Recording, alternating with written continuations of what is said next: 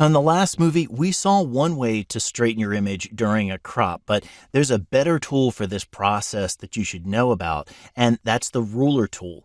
It's hidden underneath of the eyedropper tool right here. Now, the ruler tool is really easy to use. Identify any object that you want to use as your reference point in your image. Now, a good choice is always to choose a horizon if you have one.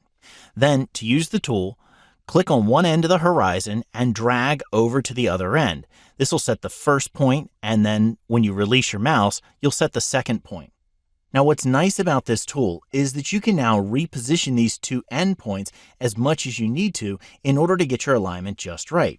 Now, to help with this, zoom into your image using Command or Control plus a few times, and then spacebar drag over to the first point.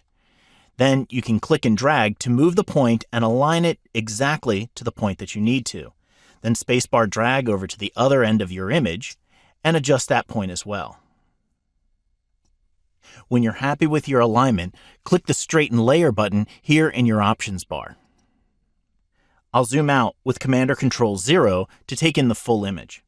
Now, as far as workflows go, I'd suggest straightening your image with the ruler tool first, then use the crop tool to set the correct aspect ratio and composition in the following step. Now, if you find you need the full image, then you'll need to fill in these gaps by repairing these missing areas, and we'll do that in the next movie.